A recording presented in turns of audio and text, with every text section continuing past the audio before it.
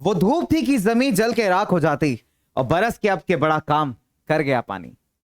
तो बच्चों कैसे हैं आप सब? वापस से आपके लिए स्पेशली कुछ बहुत कम समय में कुछ बहुत मजेदार बातें और साथ ही साथ एक ऐसा चैप्टर, छोटा सा प्यारा सा चैप्टर जो कि हम सबके लाइफ का भी एक बहुत इंपॉर्टेंट पार्ट है। जी हाँ, वो कहते हैं कि जल है तो कल है और जीवन जो है वही पानी। तो आज अगर पानी बचाओगे तो कल जीवन नया वाला पाओगे। तो भाई देखो, सिंपल सी बात है कि हमारा एक छोटा सा प्यारा सा टॉपिक है, दैट इज वाटर रिसोर्सेज। और इस वाटर रिसोर्सेज का इंपॉर्टेंस ये है कि बच्चे इससे सवाल यानी कि बढ़िया वाले आपको मिल ही जाते हैं और साथ ही साथ इससे बहुत कुछ ऐसा है जो हमको सीखने को भी मिलता है। तो चलिए स्टार्ट करते हैं मेरे साथ आज का हमारा एक जबरदस्त छोटा सा प्यारा सा topic, that is water resources. बच्चे जब आप रिसोर्स की बात करते हैं ना, तो रिसोर्स का मतलब होता है संसाधन। हिंदी में कहें तो यानी कुल मिला के कोई भी ऐसी चीज जो आपकी एक नीड को, आपकी जरूरत को सेटिस्फाई कर पाए, है ना। और साथ ही साथ उस चीज को एक्सेस करने का आपके पास टेक्नोलॉजी हो,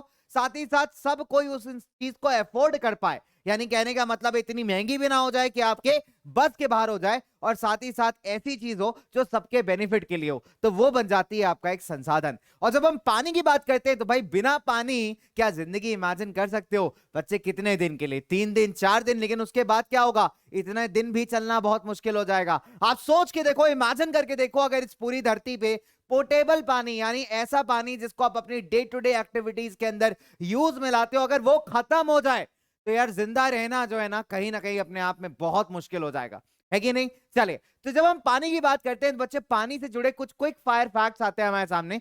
जैसे अगर हम बात करें तो करीब 96.5% जो हमारा कुल मिला के बच्चे अगर हम बात करते हैं धरती का, तो that is composed of water, जो कि ओशंस में प्रेजेंट है। ठीक है, 96.5% पानी जो है हमारा ओशंस में प्रेजेंट है, और जो कि बहुत ही खारा पानी है यार। यानी पानी में नमक डाल के पीने में मजा आता है क्या? बिल्कुल नहीं आएगा, क्योंकि एकदम नमकीन पानी लगेगा, बिल्कुल बेकार लगेगा। तो वैसे ही हमारे पास कहने को तो धरती पे बहुत सारा पानी है, यानी इधर समुद्र के अंदर है, इधर ओशंस के पास है, महासागर वगैरह में बहुत सारा पानी है, लेकिन क्या आप उस पानी को यूटिलाइज कर सकते हैं? तो उसका आंसर है शायद नहीं, है ना, क्योंकि हम पीने में तो उस पानी का बिल्कुल यूटिलाइजेशन नहीं कर सकते। इसके बाद अगर हम बात करें बच्चे, 2.5% जो पानी है हमारा वो फ्रेश वाटर के फॉर्म में अवेलेबल है। फ्रेश वाटर यानी वो पानी जो आपको नदियों में मिलता है, या आपको लेक्स के अंदर मिलता है, या फिर फ्रोजन फॉर्म में आपको ग्लेशियर्स के अंदर भी मिल जाता है। ठीक है, ग्लेशियर्स क्या होते हैं? मतलब एक देसी भाषा में बोले तो भाई बर्फ के बहुत बड़े बड़े पहाड़ आप समझ लीजिए। ठीक है, तो बर्फ के बहुत बड़े लार्ज पीसेस, ठीक है, जो जब मेल्ट होते हैं बच्चे, तो मेल्ट होकर के क्या बनता है? पानी बनता है। और वो पानी जो है बहुत सारे आप कह सकते हो रिवर्स के लिए पानी का सोर्स बनता है। अब जैसे फॉर एग्जांपल गंगा नदी ले लीजिए। भाई गंगा नदी कहां से ओरिजिनेट होती है? आपके गंगोत्री ग्लेशियर से। तो वो जो ग्लेशियर का पानी, जो ग्लेशियर का बर्फ है, जब वो धीरे धीरे मेल्ट होता है तो ड्रॉप बाय ड्रॉप पानी में कन्वर्ट होता है, और वो पानी फिर धीरे धीरे बड़ी बड़ी नदियों में कन्वर्ट होता है कि नहीं? तो भाई ये जो फ्रेश वाटर है, जो नदियों के अंदर प्रेजेंट पानी है, जो लेक्स के अंदर प्रेजेंट पानी है, ये सब हमारे यूजेज के लिए बिल्कुल बढ़िया है। और इसके अलावा अगर मैं बच्चे बात करूं, हमारे पास करीब लेस देन 30% जो है ग्राउंड वाटर के फॉर्म में भी पानी अभी अवेलेबल है, जो कि अपने आप में एक बहुत बड़ा कंसर्न है। अब आपके दिमाग में ये चल रहा होगा कि सर ग्राउंड वाटर क्या चीज है?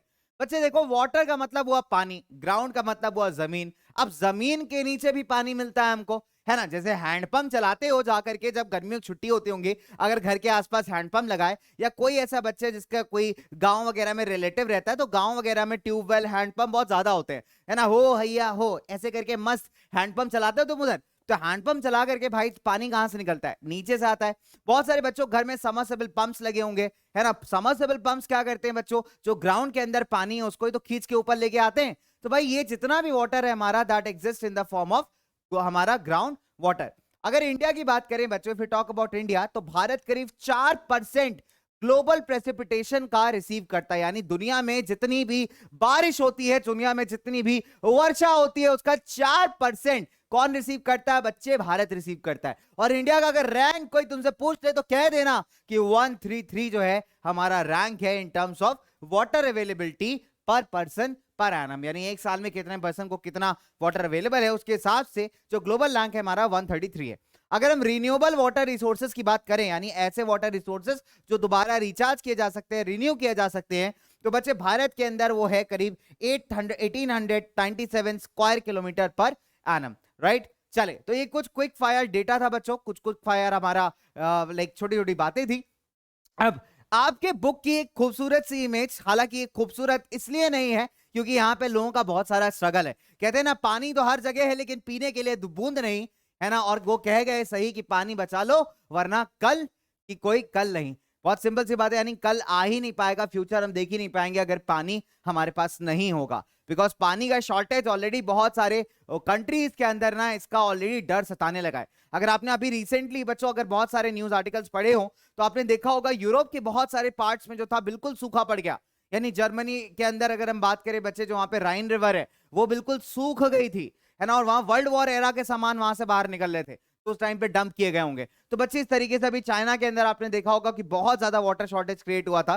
तो बच्चे इस तरीके की जो प्रॉब्लम्स है वो कहीं ना कहीं दिन पर दिन बढ़ते जा रहे हैं, राइट। तो जब आप बात करते हैं वाटर स्केर्सिटी की, तो एक सिंपल शुद्ध मामले में कहें या सिंपल शुद्ध भाषा में कहा जाए तो इसका मतलब है वाटर शॉर्टेज, यानी पानी की कमी, ठीक है। अब पानी की कमी के दो रीजन हो सकते हैं, या तो जो अवेलेबिलिटी ऑफ पानी है, जो क्वांटिटी अवेलेबल है पानी का वो बहुत कम है ना, और लोगों की डिमांड बहुत ज्यादा है, तो ऐसे में भाई पानी जो है जरूरत पूरी नहीं कर पाएगा। और दूसरा कारण ये हो सकता है कि भैया जो हमारा क्वालिटी ऑफ पानी अवेलेबल है वो बहुत बेकार है। मान के चलो आपके घर के पास एक तालाब है, बड़ा सा पॉन्ड है, और उस पॉन्ड में बहुत सारा पानी है लेकिन सारा का सारा पानी गंदा है, एकदम खतरनाक वाला गंदा, उसमें कीड़े घूम रहे हैं, मस्त एकदम जिंदगी चल रही है उनकी, इधर मच्छर उड़ रहे हैं, वाह क्या बात है, आज मैं वाटर डाइव मारूंगा, ठीक है। तो ऐसे करके जो है हमारे कीड़े मकोड़े मच्छर वच्छर सब उधर एकदम पड़े हुए हैं, तो क्या आप उस पानी को यूटिलाइज कर पाओगे? नहीं कर पाओगे, राइट। देखो आप क्वेश्चन भी मैं ही पूछ रहा हूं, आंसर मैं ही दे रहा हूं, तुम यही सोच रहे हो ना बच्चे, क्या है कि हमको एकदम मस्त कोलैबोरेटिव वाले तुम्हारे साइड से भी आंसर्स मैं कर ही दे रहा हूं, ठीक। तो अब कहने का मतलब ये है बच्चों कि पानी जो कि उस तालाब में है वो बहुत गंदा है, तो क्वालिटी वाइज वो पानी बिल्कुल बेकार है, राइट। क्वांटिटी है वहां लेकिन क्वालिटी मिसिंग है, तो ऐसे भी पानी को अपन रिसोर्स नहीं कह सकते, और उस एरिया में वाटर की शॉर्टेज होने वाली है कि नहीं भाई? ट्रेल का डिब्बा खाली है और वाटर शॉर्टेज होने वाली है। तो अब जैसे फॉर एग्जांपल कलकत्ता के अंदर ये पिक्चर दिखाई गई है कि बच्चे ने जब बहुत सारी बारिश हो गई, बारिश का पानी जमा हो गया और बच्चा ट्राई कर रहा है कि भाई वहां से थोड़ा सा पानी लेकर के आ जाए, ठीक है। साथ ही साथ आप देखो बच्चों की बहुत बार आपने ऐसी इमेजेस बहुत ज्यादा देखी होंगी टीवी के अंदर कि जो हमारी आंटीज हैं, ये कश्मीर का एक इमेज है कि इतने ठंड में इतने कोल्ड में बेचारी पानी की तलाश में इतनी दूर तक जा रही हैं, या फिर हमारे डेजर्ट रीजन्स में आपने ऐसी इमेजेस देखी होंगी। इसके अलावा भारत में बहुत सारे ऐसे एरियाज हैं जहां पे लोगों को वाटर शॉर्टेज फेस करनी पड़ती है, राइट। अगर हम बात करें इसराइल की, इसराइल एक छोटा सा देश है बच्चों, इसराइल में सालाना बारिश यानी एक साल में बारिश सिर्फ 25 सेंटीमीटर होती है, और वही अगर इंडिया की कंपैरिजन की बात करें तो इंडिया में बारिश होती है 114 सेंटीमीटर। लेकिन फिर भी इसराइल के अंदर बच्चों जो वाटर स्केर्सिटी का इश्यू है वो नहीं फेस करना पड़ता। उसका एक रीजन बच्चे वहां की कंपैरेटिवली कम पॉपुलेशन भी है, ठीक है। भारत की पॉपुलेशन और इसराइल की पॉपुलेशन को हम नहीं कंपेयर कर सकते, India has a huge population, isn't it. लेकिन इसके अलावा बच्चे वाटर का मैनेजमेंट, पानी को सही तरीके से मैनेज करना, पानी को सही तरीके से यूटिलाइज करना, ये हमको कहीं ना कहीं सीखना जरूरी है। तो इंफ्रास्ट्रक्चर एक बहुत इंपॉर्टेंट पॉइंट है। चलिए, तो जब हम वाटर स्केर्सिटी की बात करते हैं बच्चे, तो वाटर स्केर्सिटी में पहली चीज तो यह कि पानी की कमी है, पानी अवेलेबल नहीं है। अब वो अवेलेबिलिटी दो तरीके से हो सकती है बच्चों, या तो क्वालिटी अवेलेबल नहीं है या फिर आपकी क्वांटिटी अवेलेबल नहीं है, ठीक है। या तो क्वालिटी ऑफ वाटर अच्छी नहीं है या फिर आपकी क्वांटिटी ऑफ वाटर अच्छा नहीं है। किसी भी चीज को रिसोर्स बनने के लिए क्वालिटी और क्वांटिटी दोनों का होना एब्सोल्युटली जरूरी है, ठीक है। चलिए, अब इसी रिस्पेक्ट में हमारे एक स्वीडिश साइंटिस्ट हैं, ठीक है, हम जिनका नाम है बच्चों फॉकनमार्क। तो is a Swedish expert, Swedish scientist. तो इन्होंने वाटर स्ट्रेस करके एक डेफिनेशन दी है। वाटर स्ट्रेस का मतलब होता है जब वाटर की उपलब्धता यानी वाटर की अवेलेबिलिटी करीब 1000 मीटर क्यूब से लेकर के 1600 मीटर क्यूब, ठीक है, पर पर्सन पर ईयर के बीच में लाई करें। मीटर क्यूब क्योंकि हम वॉल्यूम में यहां पे नाप रहे हैं, ठीक है। तो बच्चों बहुत सिंपल सी बात है, वाटर स्ट्रेस इन्होंने कहा है कि जो डिमांड है कंपैरेटिवली ज्यादा है यहाँ पे, बट अवेलेबिलिटी जो है थोड़ी सी यहाँ पे बच्चों कम है, ठीक है। तो ये सवाल आता है कई बार एग्जाम्स में कि किसने वो how do you define water stress. तो वाटर स्ट्रेस को आप कैसे डिफाइन करेंगे? तो वाटर स्ट्रेस को डिफाइन कर सकते हैं बच्चों कि जब water availability is between 1000 metre cube to 1600 metre cube per person per annum, उस पर्टिकुलर कॉन्सेप्ट को हम कहते हैं वाटर स्ट्रेस। और एक कॉन्सेप्ट किसका दिया गया है भाई? स्वीडिश एक्सपर्ट है फॉकनमार्क, तो उन्होंने इस कॉन्सेप्ट को आगे रखा है, राइट। साथ ही साथ बच्चों, so it is defined by Falcon mark. तो ये तो इंपॉर्टेंट क्वेश्चन बढ़िया है, 1 मार्क्स में आपसे पूछ सकता है, प्लीज अच्छे से बच्चे इसको नोट करिएगा। और स्ट्रेस का मतलब है बच्चों किसी तरीके का आप कह सकते हो एक अलग सा ही अनडिस्टर्बिंग सा टेंशन सा चीजें क्रिएट हो जाना, राइट। तो यहाँ पे वाटर स्ट्रेस का बहुत ही सिंपल मतलब है कि डिमांड तो ठीक ठाक है लेकिन जो अवेलेबिलिटी है वो काफी क्रंच्ड है, यानी काफी कम हो रही है लोगों के हिसाब से। चलिए अब थोड़ा सा आगे बढ़ते हैं बच्चों, वाटर स्केर्सिटी के फैक्टर्स पे आते हैं। पहले हम थोड़ा सा क्वांटिटेटिव की बात करेंगे, फिर हम उसके बाद क्वालिटेटिव पे आएंगे, ठीक है। तो पहले फटाफट से बात करते हैं quantitative aspects of water scarcity की। देखिए पहली चीज क्या है कि जब हमारी जनसंख्या बढ़ रही है, हमने इस चीज में बहुत बहुत बहुत ज्यादा प्रोग्रेस कर लिया कि भैया कुछ बढ़े ना बढ़े, जीडीपी बढ़े ना बढ़े, जनसंख्या जरूर बढ़ाएंगे, ठीक है। तो भाई जीडीपी भी बढ़ रही है, अच्छी चीज है, बढ़िया बढ़ रही है, लेकिन उसके साथ साथ जो जनसंख्या बढ़ रही है वो और डबल स्पीड से बढ़ रही है।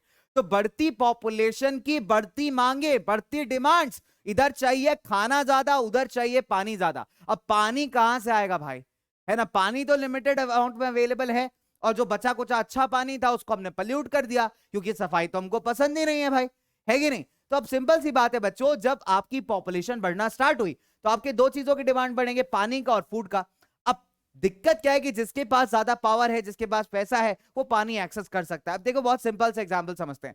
मान लीजिए मेरे पास कैपेबिलिटी है, पैसे हैं 20 रुपए पर लीटर वाला मिनरल वाटर खरीदने की, तो मैं तो खरीद करके अपनी जरूरतों को पूरा कर लूंगा। लेकिन उनका क्या, बेचारे जो गरीब हैं या जिनके पास इतने पैसे नहीं है कि वो 20 रुपए का लीटर पानी खरीद सके, ठीक है, तो उनके लिए तो बहुत डिफिकल्ट हो गया। तो कहीं ना कहीं बच्चों आप ये देख सकते हैं कि बढ़ती पॉपुलेशन के चलते जो जो एक्सेस है रिसोर्सेज के रिस्पेक्ट में वो काफी अनइक्वल है, मतलब किसी के पास बहुत ज्यादा है, किसी के पास बहुत कम है। इसके अलावा अगर हम बात करें बच्चे, ज्यादा से ज्यादा भी पानी चाहिए, जितने ज्यादा लोग बढ़ेंगे उनकी जरूरतें बढ़ेंगी। घर में खाना बनाने के लिए पानी चाहिए, कपड़े धोने के लिए पानी चाहिए, नहाने के लिए पानी चाहिए, आपको बर्तन साफ करने के लिए पानी चाहिए और बहुत कुछ साफ करने के लिए पानी चाहिए, यानी घर में जितनी भी डस्टिंग वस्टिंग होती है ना। तो बहुत सारी रिक्वायरमेंट्स आपको कहीं ना कहीं बच्चों चाहिए होती हैं for domestic usages, isn't it. इसके अलावा अगर हम बात करें बच्चे, खाना उगाने के लिए भी पानी चाहिए। भैया इरिगेशन नहीं होगा तो क्रॉप्स कैसे उगेंगे। बहुत नॉर्मल है यार कि अगर इरिगेशन बढ़िया होगा, यानी अच्छा पानी अवेलेबल है किसानों को खेतों में डालने के लिए, तो क्रॉप्स हैं भाई वो ओपी लेवल पे ग्रो करने वाले हैं, है कि नहीं। और ज्यादा क्रॉप्स हमें चाहिए, क्यों चाहिए, क्योंकि हमारी जनसंख्या बढ़ रही है रे भाई, जनसंख्या हमारी खतरनाक बढ़ रही है कि नहीं। पॉपुलेशन और एवर इंक्रीजिंग पॉपुलेशन के एवर इंक्रीजिंग डिमांड्स, तो उसको पूरा करने के लिए we need to grow more crops, है ना। चलिए फार्मर्स ने क्या किया है बच्चों, ओवर एक्सप्लॉइट करना स्टार्ट कर दिया है कई बार। अगर हम बात करें हमारे वाटर रिसोर्सेस को, देखिए उनकी गलती भी नहीं है। मार्केट में डिमांड आएगी बच्चे, अगर किसान ग्रो नहीं करेगा तो डिमांड पूरा कैसे होगा। तो ना फार्मर्स के यहाँ पे मिस्टेक है ही नहीं, बहुत सिंपल सी बात है, वो मार्केट की डिमांड को फुलफिल कर रहे हैं क्योंकि इनका जॉब है यार, वो भी अपना काम कर रहे हैं। और मार्केट की डिमांड के लिए अगर वो ग्रो ही नहीं करेंगे, क्रॉप्स ही नहीं ग्रो करेंगे, तो मार्केट में खाना कहां से आएगा।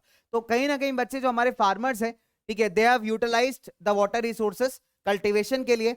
अब क्या है कि हर एक किसान चाहता है कि उसके खेत में ठीक ठाक से पानी मिले, है ना। तो क्या हुआ है कि लोगों ने ट्यूबवेल्स लगाने स्टार्ट कर दिए। मॉडर्न मेथड्स की अगर हम बात करें तो ट्यूबवेल्स क्या करते हैं, अच्छे खासे अमाउंट में ग्राउंड वाटर को निकाल लेते हैं। अब ऐसा तो नहीं हो सकता कि एक ही ट्यूबवेल से 5 6 7 किसान मिलकर के पानी ले रहे हो, नहीं। तो जितने ज्यादा ट्यूबवेल्स लगेंगे बच्चे, उतना ही ज्यादा स्ट्रेस पड़ने वाला है आपके ग्राउंड वाटर पे। और क्या होगा भाई, ट्यूबवेल्स हमारे ग्राउंड वाटर को खींचना स्टार्ट करेंगे, तो जितने ज्यादा ट्यूबवेल्स लगेंगे उतने ज्यादा पानी नीचे से खींचा जाएगा। तो जब नीचे से पानी निकाल रहे हो तो बच्चे पानी कम भी तो होगा, वाटर टेबल डाउन भी तो जाएगी। तो दैट इज द रीजन कि कहीं ना कहीं जो आपका ग्राउंड वाटर रिसोर्सेज है बच्चे, वो भी कम होता जा रहा है, डिक्लाइन होता जा रहा है। इसके अलावा अगर हम बात करें यहाँ पे, इंडिपेंडेंस के बाद से हमारी सरकारों ने इंडस्ट्रियलाइजेशन पे और फार्मिंग के ऊपर बहुत ज्यादा कहीं ना कहीं फोकस किया था, और साथ ही साथ अर्बनाइजेशन पे, यानी नए नए शहर बसाएं, वहां पे नई नई इंडस्ट्रीज लगाएं, लोगों को ज्यादा एम्प्लॉयमेंट मिले, हमारा एग्रीकल्चर और बेहतर हो। तो इसका जो है ना पॉजिटिव इंपैक्ट तो आया है, बट इसके साथ इसका नेगेटिव इंपैक्ट भी आया है।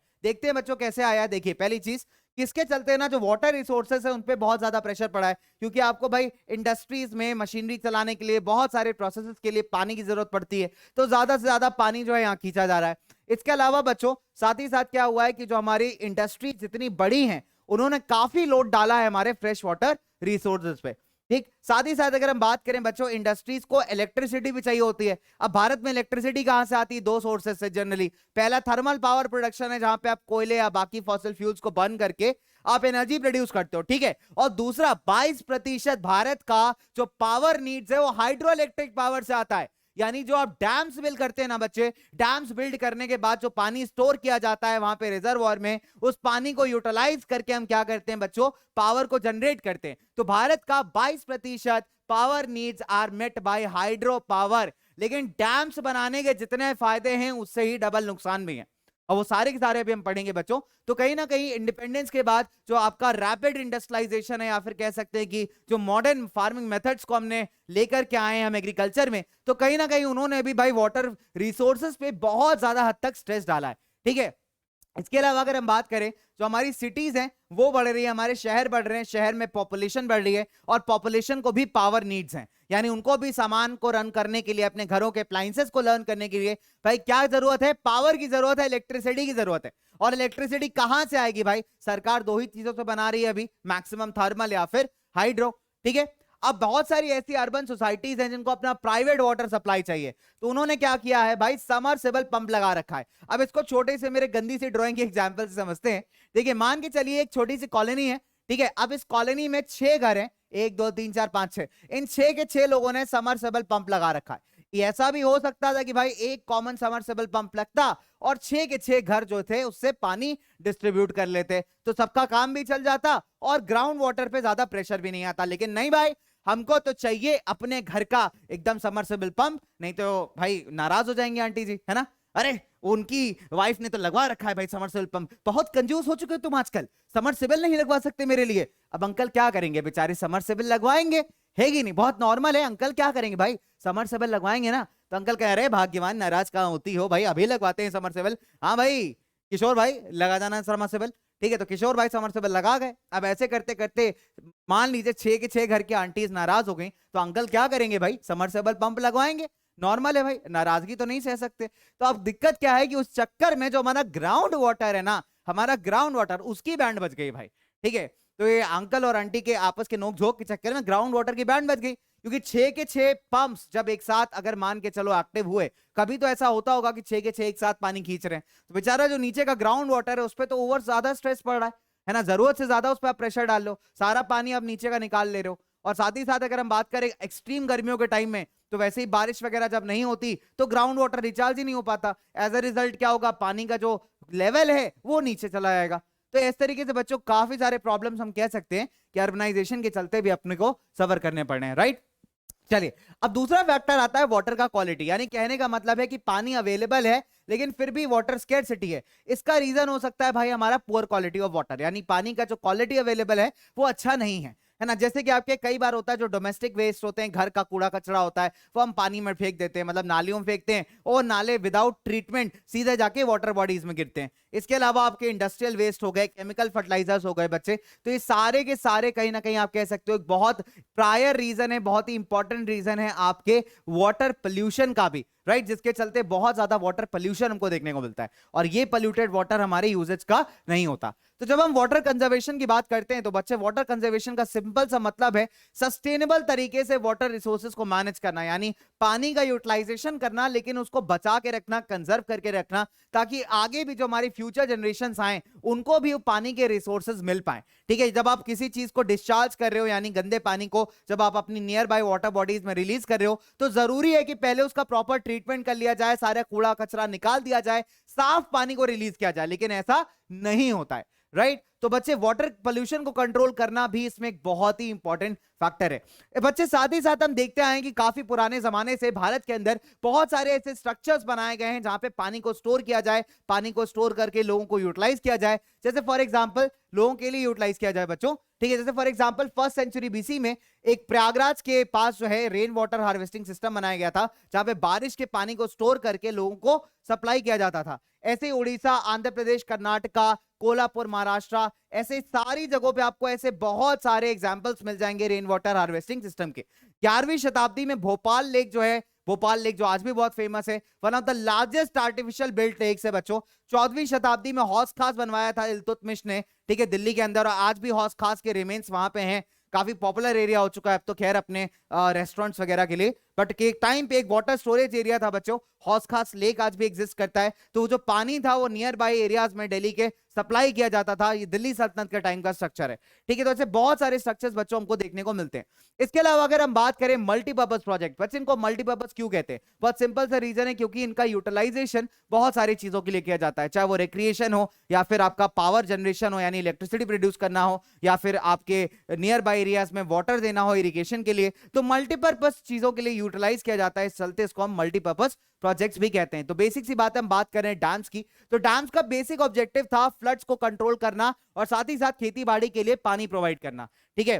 डैम्स का जो मेजर ऑब्जेक्टिव अगर हम बात करें तो वो है आपका इरिगेशन, इलेक्ट्रिसिटी जनरेट करना, वाटर सप्लाई देना डोमेस्टिक यानी घरों के लिए, साथ ही साथ इंडस्ट्रीज के लिए, फ्लड को कंट्रोल करना, बाढ़ को कंट्रोल करके रखना, ठीक है। साथ ही साथ कई बार ऐसा होता है कि इनके रिजर्वॉयर्स में मतलब कई बार लोग घूमने के लिए भी आते हैं, टूरिज्म एक्टिविटी के लिए भी आते हैं, राइट। तो ये बहुत ही अच्छा बच्चे आप कह सकते हैं कि इनके ऑब्जेक्टिव्स के साथ डैम्स को सेटअप किया गया। जैसे भाखड़ा नंगल डैम की अगर हम बात करें, इसके डुअल ऑब्जेक्टिव्स हैं, सवाल पेपर में आता है एक नंबर में कि क्या है इसके ऑब्जेक्टिव्स। तो पहला तो है हाइड्रो पावर जनरेट करना यानी पानी से बिजली उत्पादन करना, और दूसरा है बच्चों इरिगेशन यानी जो आसपास के स्टेट्स हैं आपके पंजाब वगैरह वाले, वहां पे खेती बाड़ी के लिए पानी सप्लाई करना। ऐसे हीराकुद डैम को बनाया गया था बच्चे एक ऑब्जेक्टिव्स के साथ कि यहाँ पे फ्लड कंट्रोल की जाएगी यानी कि बाढ़ को कंट्रोल किया जाए और साथ ही साथ पानी को कंजर्व किया जाए। चलिए आगे अगर हम बात करते हैं बच्चों, तो डैम्स को हमारे जो हमारे देश के प्रथम प्रधानमंत्री थे डॉक्टर जवाहरलाल नेहरू, थे पंडित जवाहरलाल नेहरू, ठीक है। तो माइल ओपोजीज, तो बच्चे जो पंडित जवाहरलाल नेहरू जी थे हमारे देश के प्रथम प्रधानमंत्री, ठीक है, उन्होंने कहा था कि भाई डैम्स जो हैं वो आपके टेंपल्स ऑफ मॉडर्न इंडिया है। अब उसके पीछे के दो रीजंस थे, ठीक है। पहला रीजन ये था कि भाई इंटीग्रेटेड डेवलपमेंट यानी चाहते थे कि विलेज इकोनॉमी जो एग्रीकल्चर है उसका बेहतर डेवलपमेंट हो और मॉडर्न टेक्निक्स के साथ बच्चे एक बेहतर स्तर पे जो है हमारा एग्रीकल्चर प्रोड्यूस कर पाए इंटरनेशनल मार्केट, डोमेस्टिक मार्केट्स के लिए। और साथ ही साथ बच्चों रैपिड इंडस्ट्रियलाइजेशन हो और अर्बन इकोनॉमी का ग्रोथ हो, यानी ज्यादा ज्यादा इंडस्ट्रीज खुलेंगी, अच्छे से इंडस्ट्रीज ऑपरेट हो पाएंगी, उनकी पावर नीड्स पूरी हो पाएंगी। तो क्या होगा, ज्यादा शहर भी खुल पाएंगे आसपास उसके विसिनिटी में, उसके सराउंडिंग्स में, और ज्यादा से ज्यादा लोगों को एम्प्लॉयमेंट मिलेगा। तो रूरल और अर्बन इकोनॉमी के लिए भाई जवाहरलाल नेहरू जी का कहना था कि डैम्स जो है बहुत इंपॉर्टेंट है, they are the temples of modern India. But इसके अलावा अगर हम बात करें, सवाल उठता है कि डैम्स जो है ना अभी सवालिया निशान के अंदर है, यानी बहुत सारे क्वेश्चंस जो हैं वो डैम्स के ऊपर उठाए गए हैं। उसका रीजन क्या है, डैम्स को इतना ऑब्जेक्ट क्यों किया गया है भाई? पहला चीज है regulating and damming of reverse. देखिए जब आप किसी भी नदी का नेचुरल फ्लो रोक दोगे तो क्या होगा बच्चे, नदी तो अपना रास्ता बदलेगी, पानी को आप कितनी देर रोक सकते हो, लेकिन जब वो अपना कोर्स बदलती है तो उसमें ऐसा होता है कि कई ऐसे इलाके हो सकते हैं जो थोड़ी नीचे एलिवेशन पे बसे हो, थोड़ी निचली हाइट पे बसे हो, तो बेचारे उनका डूबने का जो बच्चे डर है वो बहुत ज्यादा बढ़ जाता है। और बहुत सारे केसेस में देखा गया है कि डैम बनाने के चलते जब नदी का कोर्स बदला है तो बहुत सारे बेचारे ऐसे गांव थे, ऐसे इलाके थे जो नीची हाइट पे बसे हुए थे, नीचे एलिवेशन पे थे, वो डूब गए, राइट। तो नेचुरल फ्लो बच्चों कहीं ना कहीं इफेक्ट होता है। अब जब नेचुरल फ्लो इफेक्ट होगा तो कई बार ऐसा होता है कि जो रिजर्वायर बनाया गया है ना, यानी कि लेक जैसा बनाया गया है, उसके बॉटम में काफी सारी मिट्टी, काफी सारे सेडिमेंट्स भी जमने स्टार्ट हो जाते हैं। सेडिमेंटेशन आप सिंपल भाषा में कहें तो, ठीक है। और इसका रिजल्ट ये होता है कि बच्चे उसके अंदर जो प्रेजेंट एक्वाटिक लाइफ है, ठीक है, जो हमारे मछलियां वगैरह हैं, जो हमारे पानी में रहने वाले, जो हमारे जनरली एक्वाटिक एनिमल्स हैं, उनकी लाइफ बहुत इफेक्ट होती है। बिकॉज पानी गंदा होता है, ऑक्सीजन को लेने में बच्चे काफी प्रॉब्लम होता है, तो उनके सर्वाइवल में एक बहुत बड़ा बच्चों प्रॉब्लम वहां पे क्रिएट होता है, राइट। साथ ही साथ अगर हम बात करें कि जो हमारा एक्वाटिक फिशेज हैं, एक्वाटिक आप कह सकते हैं फ्लोरा एंड फौना है, तो एक्वाटिक एनिमल्स का क्या है, इनका एक माइग्रेशन साइकिल है, यानी जब इनको ये नीड्स एक पर्टिकुलर जगह पे नहीं पूरे हो रहे होंगे तो ये माइग्रेट करेंगे। जब रिवर बहती है, फ्लो करती है, तो रिवर की धार के साथ, रिवर के पानी के साथ ये भी आगे चलते चले जाते हैं, एक प्लेस से दूसरी जगह माइग्रेट कर जाते हैं। लेकिन जब आप डैम्स बना के क्या करते हो, इनके रिवर के फ्लो को रोक देते हो, नेचुरल फ्लो को ऑब्स्ट्रक्ट कर देते हो, तो बेचारे इन जानवरों के लिए भी एक जगह से दूसरी जगह माइग्रेट करना हमारी फिशेस वगैरह के लिए काफी मुश्किल हो जाता है, राइट। तो बच्चे कहीं ना कहीं ये मेजर ऑब्जेक्शंस हैं जो डैम्स के रिस्पेक्ट में उठाए गए हैं। तो इस तरीके से आप देख सकते हो भाई पानी को हमने ऑब्स्ट्रक्ट कर दिया, ये बैक में एक लेक जैसा क्रिएट हो गया, इसको हम रिजर्वॉयर कह रहे हैं। और इसके चलते क्या हुआ कि जो निचले एरियाज होंगे वहां पे पानी भर सकता है या फिर वो डूब भी सकते हैं, राइट। तो रिवर का नेचुरल कोर्स चेंज होगा तो भाई प्रॉब्लम्स तो आएगी ही आएगी। इसके अलावा बहुत सारे ऐसे डैम्स है जिसके चलते बच्चों बहुत सारे आप कह सकते हैं आंदोलन स्टार्ट हो गए। जैसे अगर हम बात करें नर्मदा बचाओ आंदोलन, क्योंकि यहाँ पे क्या है कि जो लोकल कम्युनिटीज है ना उनको बहुत लार्ज स्केल में डिस्प्लेस भी किया गया है। अब क्या होगा, डैम बनेगा तो बच्चे जो आसपास रहने वाले जंगली लोग, जंगल में लोग रहते हैं, ठीक है, मतलब साथ ही साथ जंगली जानवर हैं जो वहां पे रहते हैं, वो सब इफेक्ट होंगे। अब जैसे ट्राइबल्स है, हमारी जो ट्राइबल कम्युनिटी होती है वो फॉरेस्ट डिपेंडेंट होती है कि नहीं? हमारे प्यारे प्यारे ट्राइबल्स लोग क्या होते हैं भाई, फॉरेस्ट पे बहुत हद तक डिपेंडेंट होते हैं अपने नीड्स के लिए। लेकिन डैम्स जब बनने जाते हैं तो क्या होता है भाई, हमारे बेचारे जो ट्राइबल्स है, मासूम ट्राइबल्स है, एकदम भोले भाले ट्राइबल्स, इनको बेवकूफ बना के जमीनें हड़प ली जाती हैं और साथ ही साथ इनको डिस्प्लेस कर दिया जाता है। अब रियल बेनिफिशियरीज कौन है भाई? रियल बेनिफिशियरीज आपके अर्बन सेंटर्स, बड़े बड़े जमींदार्स, लैंड ओनर्स, जिनकी जमीनें हैं। इंडस्ट्रियलिस्ट हो गए क्योंकि इनकी इंडस्ट्रीज को पावर नीड्स मिल रही हैं, और साथ ही साथ हमारे बड़े ऐसे किसान हो गए जिनको पावर के साथ साथ अपने मशीन चलाने के लिए पावर चाहिए, साथ ही साथ अपने खेतों में इरिगेट करने के लिए पानी चाहिए। तो बच्चे ये वो लोग हैं जो कि बेनिफिट कर रहे हैं, ना कि लोकल लोग। अगर हम बात करें नर्मदा बचाओ आंदोलन की, तो नर्मदा बचाओ आंदोलन बच्चे अपने आप में काफी फेमस हुआ था। Basically Narmada Bachao is an NGO, non governmental organisation है, जिसने ट्राइबल्स, एक्टिविस्ट, एनवायरमेंटलिस्ट के साथ मिल करके भाई एक जबरदस्त आंदोलन छेड़ा था सरदार सरोवर डैम के कंस्ट्रक्शन के अगेंस्ट। तो इनका मेजर रीजन यही था कि अगर सरदार सरोवर डैम बना तो जो आसपास का वेजिटेशन है बच्चे, वो भी काफी ज्यादा इफेक्ट होगा। साथ ही साथ एनवायरमेंट के अलावा होगा क्या कि बेचारे हमारे जो लोकल्स है, हमारे जो लोकल रहने वाले लोग हैं वहां पे, ठीक है, उनका भी घर जो है ना बिल्कुल तबाह हो जाएगा। बिकॉज वो तो जंगल के आसपास रहते हैं, आराम से बच्चे, उनकी जिंदगी चल रही है, बढ़िया छोटे बुट्टी फार्मिंग करके वो लाइफ चला लेते हैं। बट जब ये डैम बढ़ेगा तो बेचारे इनकी जमीनें ले ली जाएंगी, है ना, और कहीं ना कहीं ये लोग डिस्प्लेस हो जाएंगे। तो भाई इनका सवाल यही है कि अगर सरकार ऐसा कर रही है तो इंश्योर करे कि इन लोगों को रहने के लिए प्रॉपर जमीनें दी जाएंगी, प्रॉपर घर बनवाए जाएंगे। तो बहुत लंबा ही चला था बच्चों आंदोलन, दैट इज नर्मदा बचाओ। ठीक है, इसके अलावा अगर हम बात करें, इरिगेशन पैटर्न काफी हद तक चेंज हो चुका है यहाँ पे with the introduction of more and more water. ठीक है, ज्यादा ज्यादा पानी जब मिलना स्टार्ट हुआ फार्मर्स को, तो फार्मर्स अभी जो है ना बच्चों वाटर इंटेंसिव और कमर्शियल क्रॉप्स की तरफ ज्यादा शिफ्ट हो रहे हैं। यानी पहले क्या थे, नॉर्मल फूड क्रॉप्स उगाते थे जिसमें इतना पानी नहीं लगता था, बट अब कमर्शियल क्रॉप्स अगर उगा रहे हैं मार्केट में बेचने के लिए, तो बच्चे वहां पे आपको पानी अच्छा खासा चाहिए। और जब पानी अवेलेबल हो रहा है तो हर एक इंसान चाहता है लाइफ में प्रोग्रेस करना, प्रॉफिट कमाना, एक बेहतर जिंदगी। तो बच्चे देखिए, किसान भी वही चीज कहीं ना कहीं चाहेंगे, लेकिन इसके चलते क्या हुआ है कि एनवायरमेंटल डिग्रेडेशन कहीं ना कहीं बच्चे हो रहा है इनडायरेक्ट वे में। जब आपने क्या किया, ज्यादा पानी कंज्यूम करने वाले क्रॉप्स लगाओगे तो उसके चलते ऐसा भी होगा, जब जरूरत से ज्यादा पानी अगर आप देखेंगे खेतों में ठहर जाएगा तो सॉइल के अल्कलाइन लेवल को भी बच्चे कहीं ना कहीं इंक्रीज करेगा। इसके अलावा अगर हम बात करें, सॉइल जो है ना over the period of time, अगर खेतों में पानी भरा रहेगा तो मिट्टी बेकार होने लगेगी। जैसे पंजाब हरियाणा की साइड पे अगर आप जाएंगे तो ओवर इरिगेशन एक मेजर कॉज है लैंड डिग्रेडेशन का, राइट बच्चों। साथ ही साथ अगर हम बात करें, जो गैप है रिच और पुअर फार्मर्स के बीच में, वो भी कहीं ना कहीं over the period of time बढ़ता चला गया है, राइट। चलिए, अब गुजरात साबरमती बेसिन का एक बहुत ही फेमस सा इशू है बच्चों, इसी इरिगेशन को और इस गैप को लेकर के। जब भाई स्पेशली जब ड्रॉट का टाइम था, ठीक है, ड्रॉट मतलब जब सूखा पड़ रहा था, तो जो डैम का पानी था वो ज्यादा दिया जा रहा है अभी शहरों को। यहाँ पे फार्मर्स, किसान जो है गुस्सा हो गए, बिकॉज किसानों की भाई फसलें खराब हो रही है और आप उस फसल को पानी देने के बजाय प्रायोरिटी दे रहे हो अर्बन सिटीज को कि पहले उन लोगों को पानी दो। तो भाई यहाँ पे किसान हो गए अल्टीमेट गुस्सा। तो ये आपसे पूछ सकता है कि गुजरात साबरमती बेसिन इशू क्या है। इसके अलावा अगर हम बात करें बच्चों, बहुत सारे ऐसे स्टेट गवर्नमेंट्स हैं जिनके बीच में भी फ्यूड चल रहा है। जैसे फॉर एग्जांपल कर्नाटका, आंध्र प्रदेश ने एक क्वेश्चन उठाया है, कोयना डैम बच्चे। तो महाराष्ट्र सरकार ने क्या किया है कि कोयना डैम का जब पानी डाइवर्ट किया है, उसके चलते क्या हुआ है, जो हमारे लो डाउन स्ट्रीम्स हैं, यानी ऐसी नदियां, ऐसा पानी की वाटर बॉडीज जो हमारी कर्नाटका एंड आंध्र प्रदेश के थ्रू पास कर रही हैं, वहां का जो स्ट्रीम फ्लो है इफेक्ट हुआ है। और उसके चलते जो वहां की इंडस्ट्रीज है, वहां का एग्रीकल्चर है बच्चे, उनको पानी की अवेलेबिलिटी ठीक ठाक से नहीं मिल पा रही है। तो ये भी कहीं ना कहीं बहुत सारे ऐसे डिस्प्यूट्स हैं जो कि हमारे वाटर के चलते उठे हैं, राइट।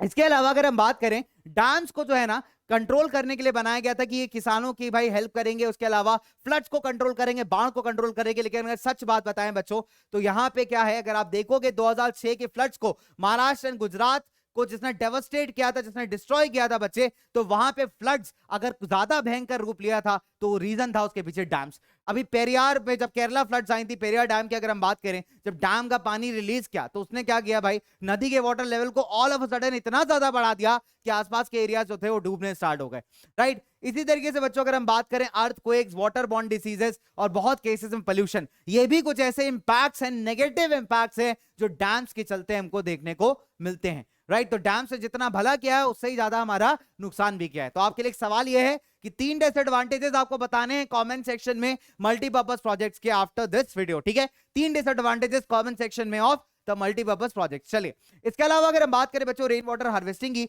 तो रेन वाटर हार्वेस्टिंग का सिंपल सा मतलब है कि आपने बारिश के पानी को बचा करके क्या करना है, बहुत सिंपल सी बात है, उसको मल्टीपल चीजों के लिए यूज करना है। रूफटॉप रेन वाटर हार्वेस्टिंग में क्या होता है बच्चों, हम छत पे जो पानी होता है, आप जल्दी देखेंगे ऐसे स्लोपिंग छत होती है, तो यहाँ पे पानी कनेक्ट होगा, पानी को हम पाइप से लेकर के एक टैंक तक लेके जाएंगे, वहां फिल्टर करेंगे और फिर फाइनली एक ऐसी जगह पे स्टोर कर देंगे, जितना चाहिए होगा उतना पानी ले लेंगे, बाकी एक अलग से जो टैंक बना रखा है, अंडरग्राउंड टैंक हो सकता है, वहां पे जाके हम पानी को स्टोर कर देंगे। So that is very simple terms में roof top rain water harvesting. चलिए, तो कुछ पुराने मैकेनिज्म्स भी आपको देखने को मिलेंगे जिससे लोग हार्वेस्टिंग करते हैं। अगर आप हिमालयन रीजन्स में जाएंगे तो आपको कुछ इस तरीके से कुल्स देखने को मिलेंगे, यानी ओपन सर्कुलर टाइप का एरिया है जहां पे बारिश का पानी जमा होता है एंड फिर उसको चैनल्स के थ्रू लोगों को डिस्ट्रीब्यूट किया जा सकता है।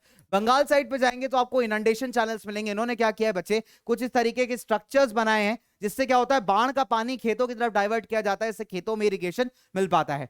वैसे ऐसे अगर आप राजस्थान जाएंगे बच्चे तो यहाँ पे जोहाड़ और खादिन कहते हैं, इन्होंने क्या किया है बच्चों, जो एग्रीकल्चर फील्ड है उसको खुला छोड़ दिया ऐसे, तो जब पानी बरसता है तो उसमें पानी जितना जमा होता है उसको वैसे ही छोड़ दिया जाता है। Over the period of time उससे क्या होता है, मिट्टी थोड़ी मॉइस्ट हो जाती है, तो खेती बाड़ी करने में काफी ईजी होता है। ठीक है, and this is what we have. चलिए, तो जोहार्स खादिन हमने ऑलरेडी पढ़ लिया बच्चों, थोड़ा आगे चलते हैं जल्दी से। तमिलनाडु ऐसा पहला स्टेट था जिसने भाई रूफटॉप रेन वाटर हार्वेस्टिंग को कंपलसरी बनाया है। इसके अलावा अगर हम बात करें, राजस्थान में बच्चों टंकास देखने को मिलते हैं, खासकर अगर बीकानेर, फाड़ोड़ी, बाड़मेर के रीजन्स की बात करें तो लोगों ने अंडरग्राउंड बहुत बड़े बड़े टैंक्स बना रखे हैं, कमरे के साइज का टैंक है, तो जब पानी बरसता है तो पानी को पाइप के थ्रू लेके आया जाता है, फिर फिल्टर करने के बाद इन अंडरग्राउंड टैंक्स में हम लोग स्टोर करते हैं, और स्टोर करने के बाद खासकर जब पानी नहीं होता है तब ये पानी जो है बच्चे बहुत अच्छा सोर्स बनता है आपके ड्रिंकिंग वाटर, अदर पर्पसेस का। बच्चे लोकली हम लोग रेन वाटर को पालर पानी भी कहते हैं राजस्थान के अंदर। साथ ही साथ क्या होता है, जो पहली बारिश का पानी उसको कलेक्ट नहीं करते, उसके बाद से जो पानी होता है उसको हम कलेक्ट करते हैं। लोगों ने कई बार इसके बगल में कमरे बनवा लिए हैं, रूम्स बनवा लिए हैं, जिससे गर्मी जब पड़ती है ना तो बच्चे पानी के वजह से क्या होता है, जो साथ में बना हुआ रूम है वो थोड़ा सा ठंडा रहता है। तो ये कुछ देसी देसी जुगाड़ है। इस तरीके से अगर हम शिलोंग की बात करें तो बच्चे शिलोंग जो है मेघालय में पड़ता है, और मेघालय में दो ऐसी जगह हैं जिसमें वर्ल्ड में सबसे ज्यादा बारिश होती है, मौसिनराम, चेरापूंजी। लेकिन फिर भी यहाँ पे बच्चों जो रेन वाटर है बहुत सारा वेस्ट हो जाता है और इसको हम कहीं ना कहीं कैप्चर नहीं कर पाते बिकॉज ऑफ पुअर इंफ्रास्ट्रक्चर, जिसके चलते शिलोंग में रूफटॉप रेन वाटर हार्वेस्टिंग बहुत ही कॉमन प्रैक्टिस है, और कहीं ना कहीं बच्चे शिलोंग जो है वो एक्यूट वाटर शॉर्टेज को भी फेस करता है। इसके अलावा अगर हम बात करें बच्चे, गेंडाथुर एक बहुत ही बढ़िया विलेज है कर्नाटका का, जहां पे लोगों ने रूफटॉप रेन वाटर हार्वेस्टिंग को समझा है, और अगर आप मानोगे बच्चों तो करीब 50,000 लीटर्स ऑफ पानी ये लोग एनुअली बचा पाते हैं। तो करीब 20 घरों से more than 1 lakh litres of पानी को सेव करके एक उन्होंने नया कीर्तिमान, एक नया रिकॉर्ड स्थापित कर दिया। बच्चे, मेघालय का एक बहुत एज ओल्ड सिस्टम है, that is bamboo drip irrigation. तो इसमें क्या करते हैं, बैम्बू स्टिक्स को यूज करके बच्चे पानी को, जो नियर बाई स्प्रिंग है, नियर बाई वाटर रिसोर्स है, वहां से सिंपल सा लॉजिक लगा के ग्रेविटी वाला अलग अलग एंगल्स पे बैम्बू स्टिक्स को सेट किया जाता है, और पानी को वहां से लेकर के आते हैं, और फाइनली क्या करते हैं, जो हमारे प्लांट का रूट होता है ना बच्चों, वहां पे लाके पानी को ड्रॉप बाय ड्रॉप ये लोग डाल देते हैं। तो इससे होता क्या है बच्चे, इससे पानी वेस्ट नहीं होता और साथ ही साथ हमारा काम भी बन जाता है। चलिए, तो इसी के साथ बच्चे आज की कहानी को यही वाइंड अप करते हैं। मेरी मुलाकात होगी आपसे अगले जबरदस्त वाले सेशन में, तब तक के लिए जोश बना रहना चाहिए, जुड़े रहिए बच्चे पीडब्ल्यू के साथ। Bye bye.